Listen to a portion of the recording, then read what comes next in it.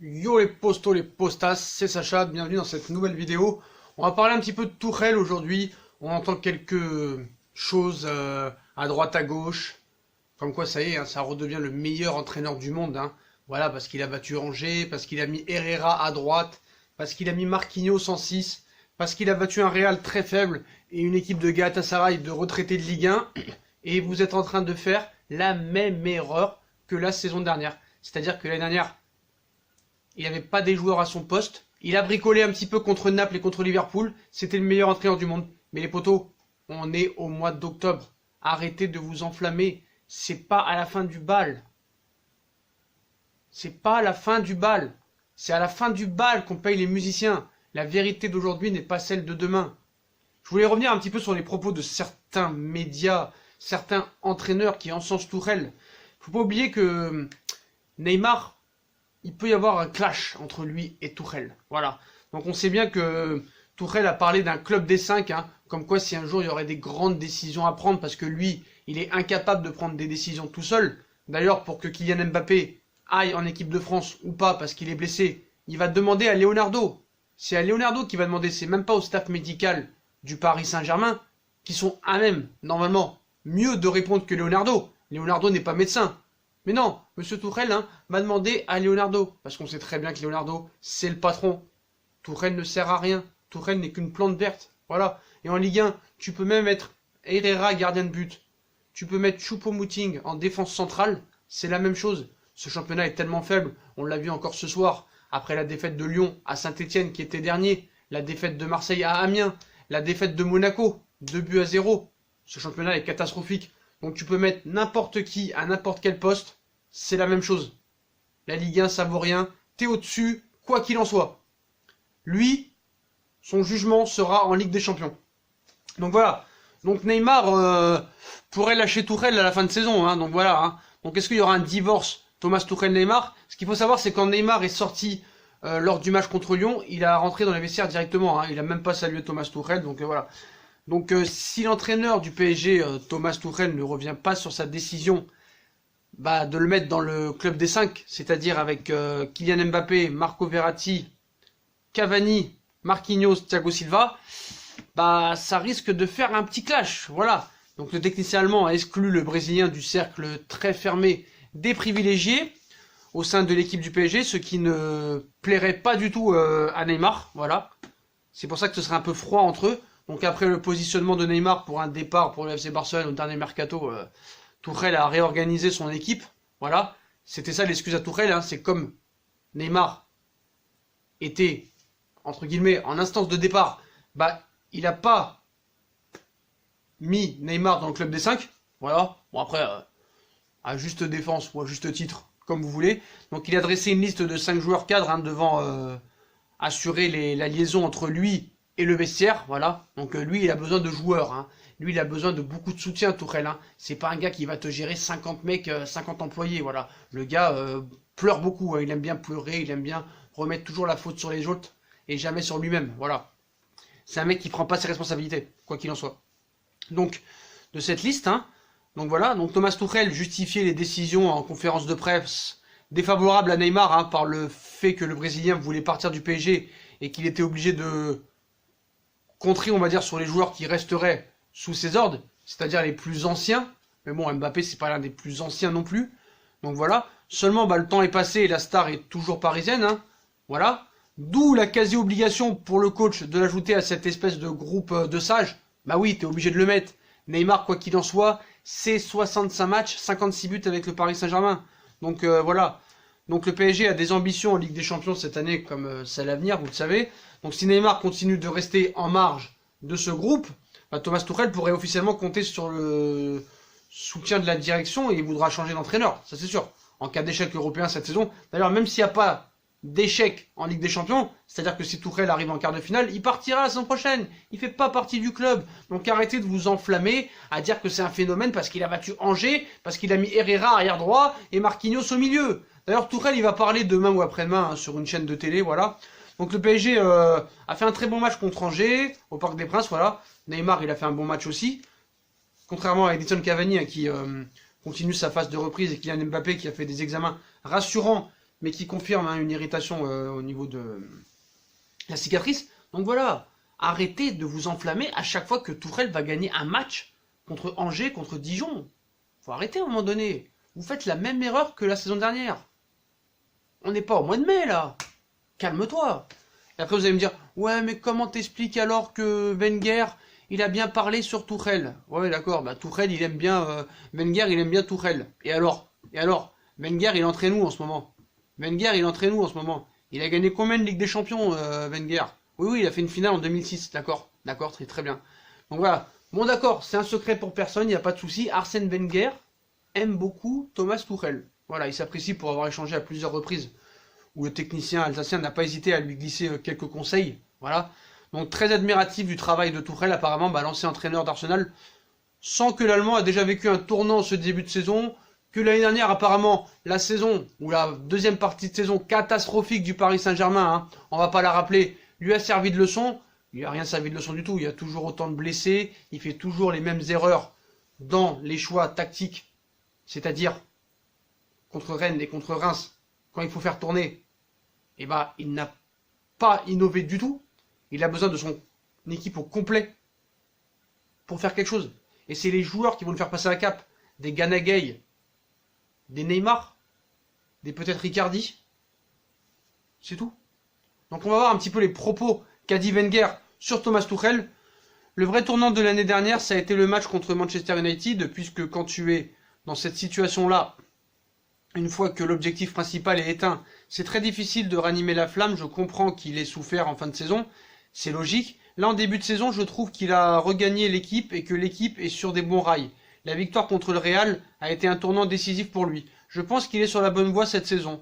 Je l'aime beaucoup, j'aime son caractère, son honnêteté. Après, notre job, ce n'est pas une question d'amour, c'est une question avant tout de résultat. Il a les armes cette année pour s'exprimer. Donc voilà, mais ça veut rien dire, ça veut rien dire. Il a repris le flambeau, le contrôle de l'équipe en ce début de saison. Déjà, tu as 2 défaites. L'année dernière, tu avais 0 défaite. Et rappelez-vous la première saison d'Emery. Quand on repart avec les nouvelles recrues Neymar et Mbappé, on marche totalement sur la Ligue 1. On met 5 buts par match. On a déjà 25 points d'avance sur le deuxième. On met des 7 au Celtic Glasgow. On met des 3 au Bayern. Mes frères, on avait dit la même chose. Tout le monde a dit la même chose. Ça y est, Emery, il a repris le contrôle sur le groupe. Vous avez vu la suite de la saison après? Contre le Real, élimination. Arrêtez de juger avant. Attendez. Vous pouvez dire, oui, c'est pas mal, Herrera à droite, Marquinhos au milieu.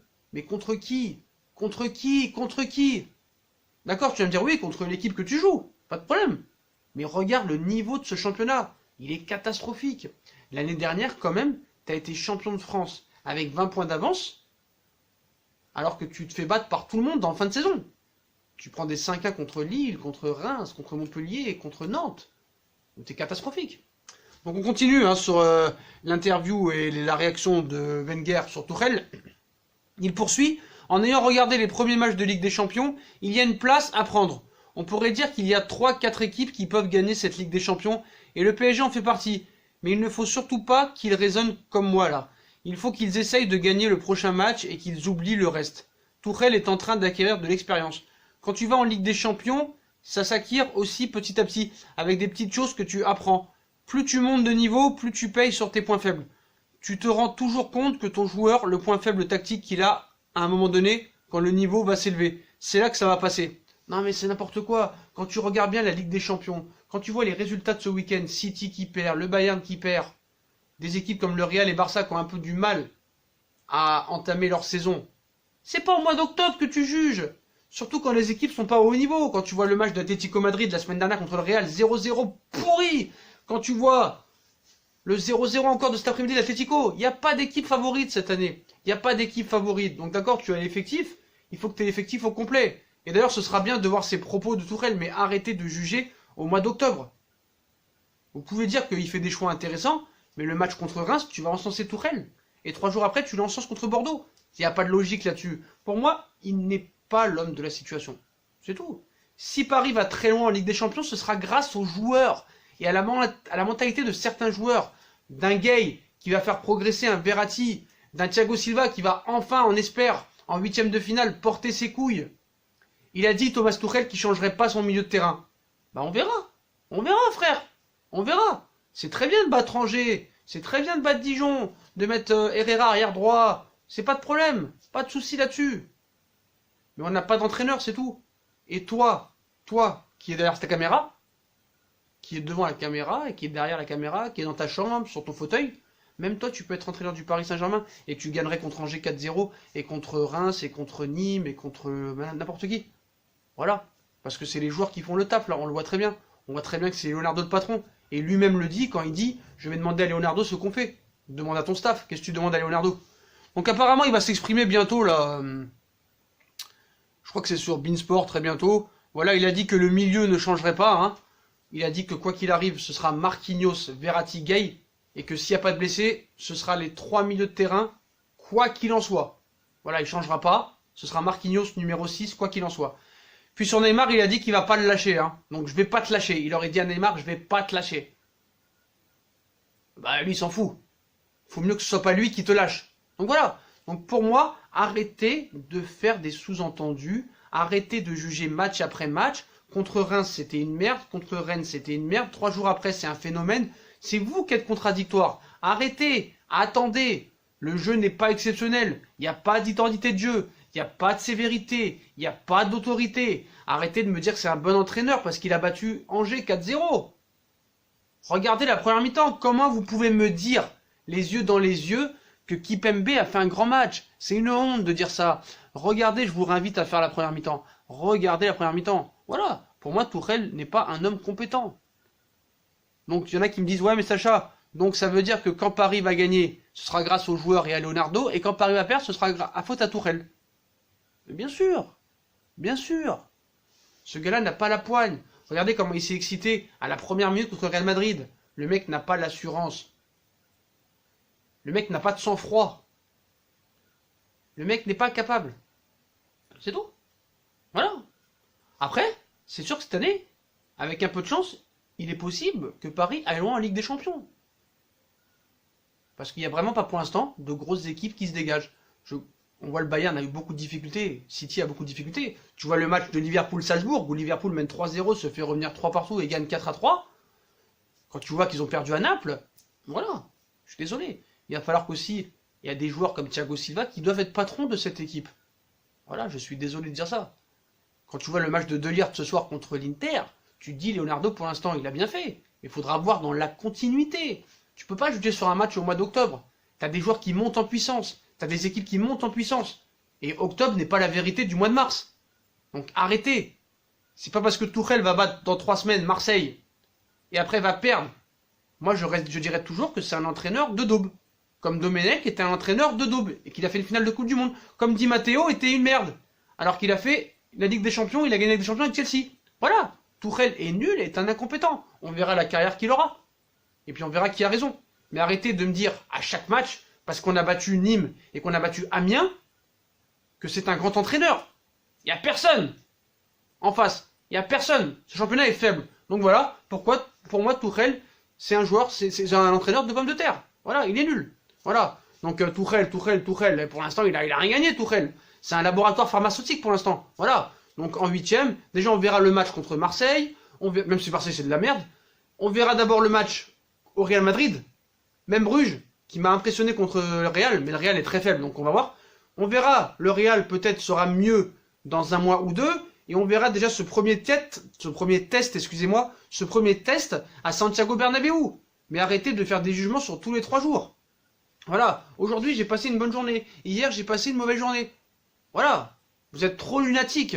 C'est vous qui êtes contradictoire. Tourelle n'est pas l'homme de la situation, et on verra qui a raison. Et puis si Paris va très loin en Ligue des Champions, elle est où l'identité de jeu? Il n'y a pas d'identité de jeu.